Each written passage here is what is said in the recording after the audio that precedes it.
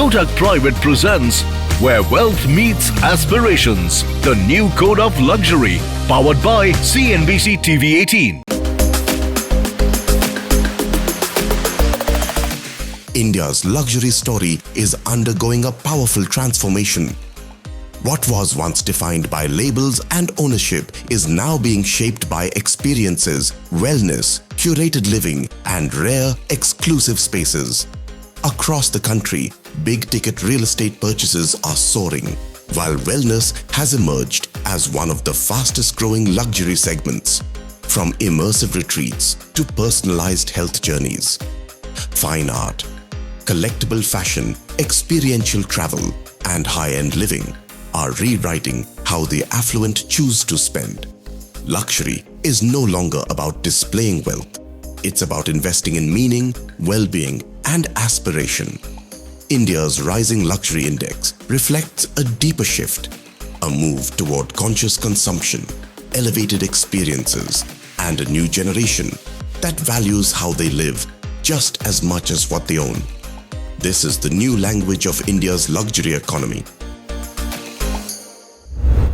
Hello and welcome to our special show Where Wealth Meets Aspirations, the new code of luxury. India's affluent are reshaping what luxury means, from record-breaking real estate buys to wellness becoming a new marker of prestige. Now, how does one gauge how large is the affluent class and where are they spending, at what pace? It's to answer these questions that Kotak Private has launched India's first luxury index, called the Kotak Private Luxury Index. It offers an unprecedented data-driven lens into how the wealthy live, how they invest and aspire. Joining us is someone who has had a ringside view of this transformation, Oisharya, the CEO, Kotak Private Banking. She brings deep insights and, of course, her years of experience in understanding India's wealth landscape. Oisharya, thank you very much for joining us. Thanks, Latha, for the invitation. Okay, first let's start by this index. Why did you launch this index? What do you understand about your clients from this index? So the Kotak Private Luxury Index is a first of its kind.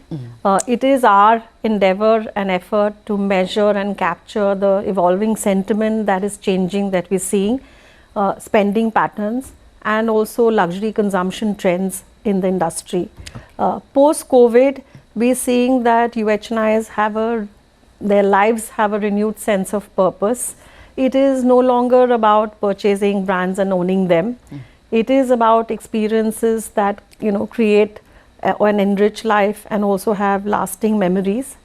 KPLI actually captures that and it converts aspirations into a tangible, quantifiable benchmark that we've seen.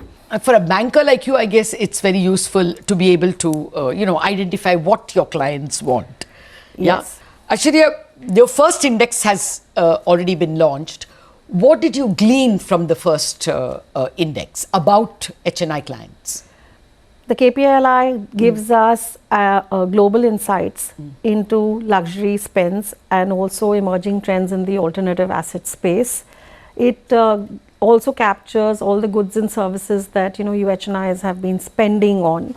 So it's no longer a measure of price. It's a barometer for good wealth and living. If you can tell us what was the top 4 or 5 things on which people are spending in the luxury category? I think the first finding was that people are really spending on health and wellness, and also on life's experiences, because they have grown to the extent of 14% and 11% plus respectively from 2022. 2022 is our base year for the index. It started at 100 and today after 3 years it's at 122, which says a lot about the growth that we're seeing in each of these spaces. In fact, health and wellness grew itself by 24% in the last 1 year, which says a lot.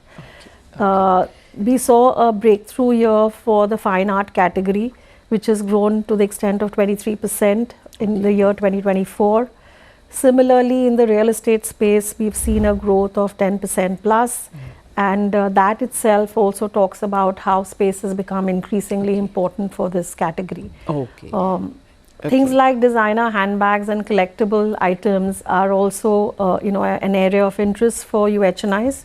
although we've seen some bit of degrowth in things like watches, wines, luxury etc. watches are not as pricey as they were. Yes. Among the many things you told me, what interests me is luxury real estate. You're saying it grew by 10.8%.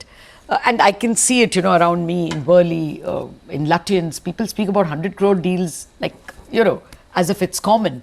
What else did you glean about people's attitude to luxury real estate? Yeah, you're absolutely right. I think post-COVID, we've seen a significant shift. It's actually a structural shift and no longer a passing trend really, where, for UHNIs today, space is the ultimate luxury. They definitely look at privacy and, hospitality, lifestyle kind of ecosystems, and especially because, markets like equity markets and global markets have been so uncertain that real estate has also become a safe haven, for wealth preservation. And again, for UHNIs, it's no longer a address. It's a space of permanence, which in uncertain times. So yeah. So it's become a very a big attraction for them. And to your point on large deals, I think clearly, scarcity drives value. So wherever you're seeing demand constraints, you are seeing values getting driven up, but they look normalized today. Yeah. Oh, absolutely. You said that spend on health and wellness was a very big takeaway from the index. And I think you told me that the wellness category grew by about 14.5%. What exactly are people looking for? The ultra HNI is looking for in the health vertical. I think for that segment, fitness regime is no longer the priority. I think clearly longevity and living better has become a defining priority for that those set of clients today.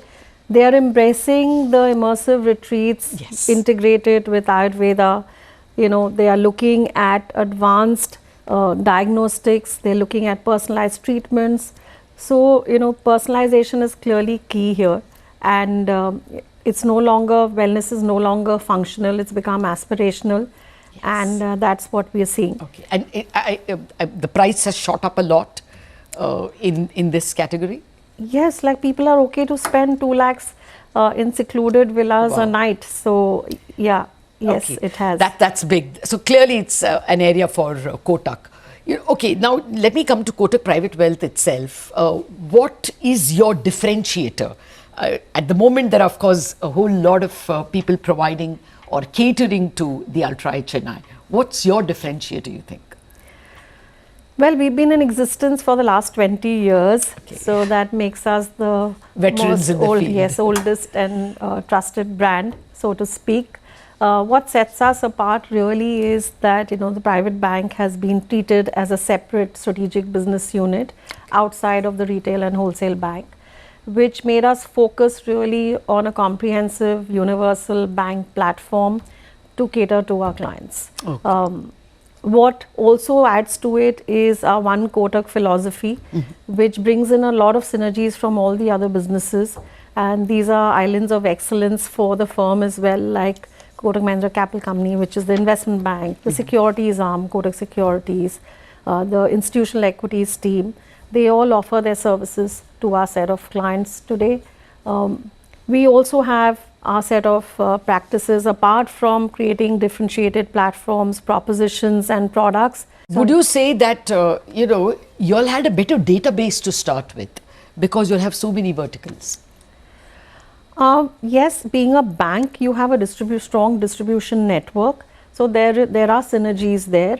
But having said that, we also get a lot of referrals from our clients who've been with us for very long.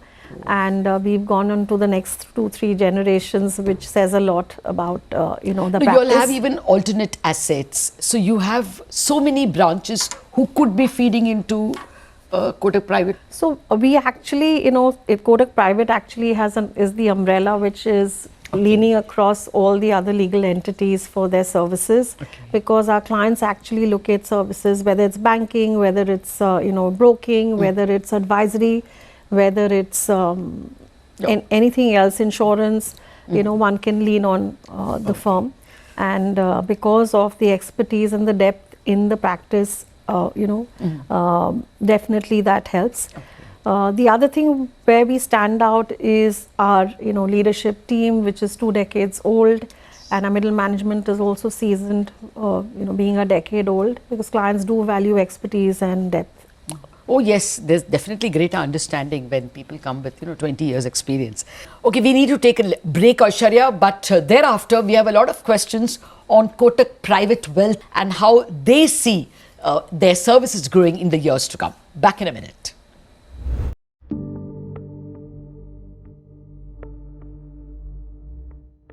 We at Kotak Private believe that wealth is no longer just about capital, it is also about aspirations.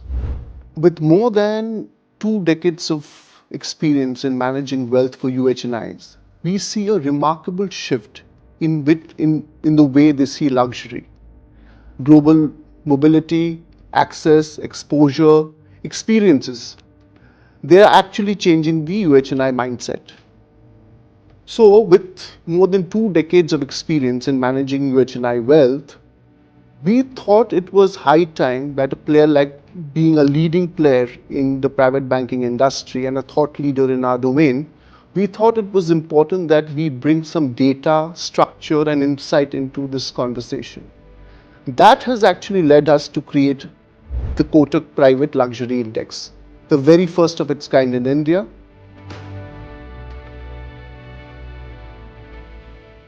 There are actually a couple of investment trends that we are seeing, which is changing vis-a-vis what it was a traditional investment avenues. We see a lot of investments happening in the alternate space, whether it's private equity, venture capital, collectibles, art. So a few years back, maybe 5-6% of the UHNI population's portfolio was into these asset classes. That is around close to about 18 to 20% in today's day and age.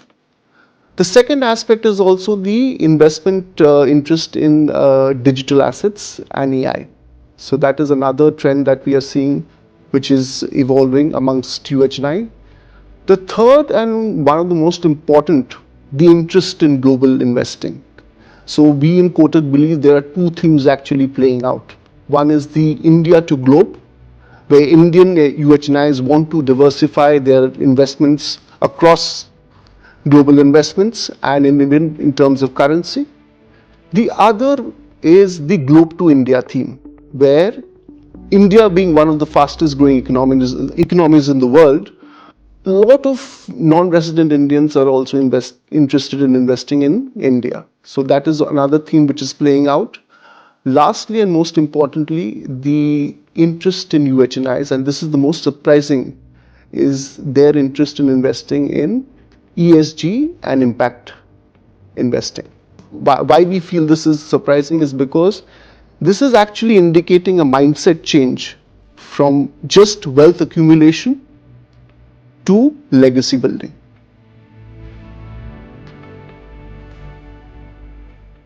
We at Kotak have what we call the power of one Kotak, a trusted ecosystem and community. Here, not only does the client have access to expertise within Kotak Private Banking, but also expertise throughout the group. With this ecosystem and community, we actually organize a lot of curated events, roundtables for clients. Clients, especially entrepreneurs looking for mentorship, we have a lot of domain experts who can actually guide them. We also actually structure a lot of co-investment opportunities with the help of our One Kotak system. Kotak Private presents Where Wealth Meets Aspirations, the new code of luxury, powered by CNBC-TV18.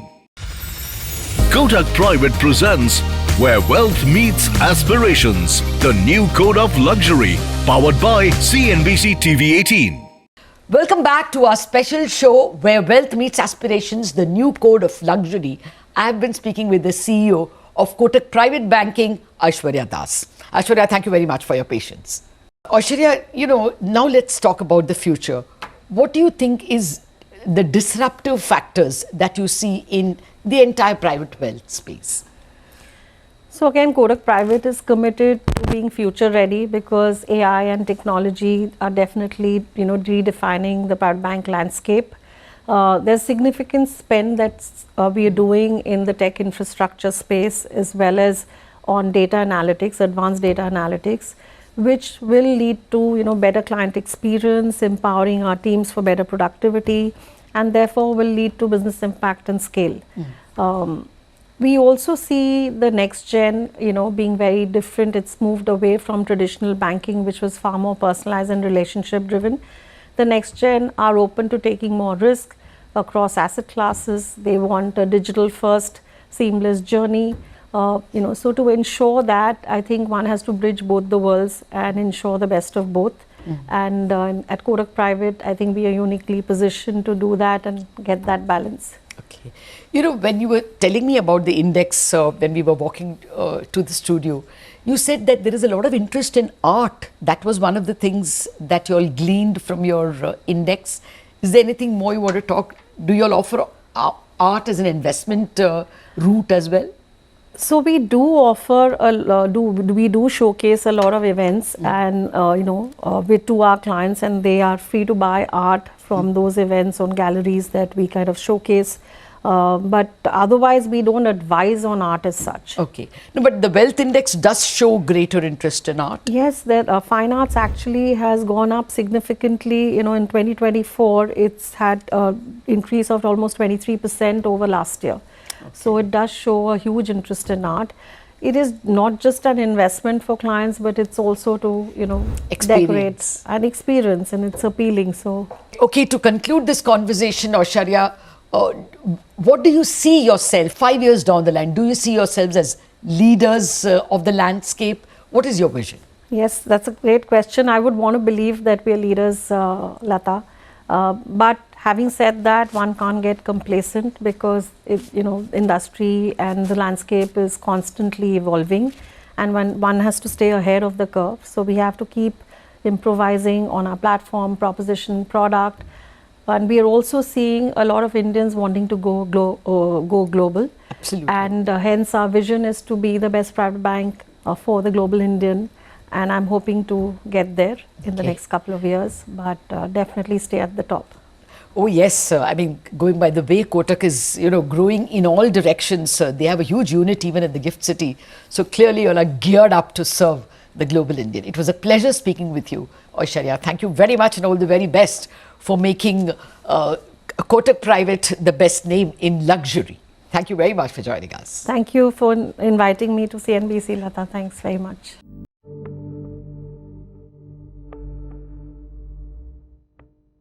The one change I would want to see as far as the industry is concerned is that it becomes from being transactional, what it is mostly today, to becoming transformational.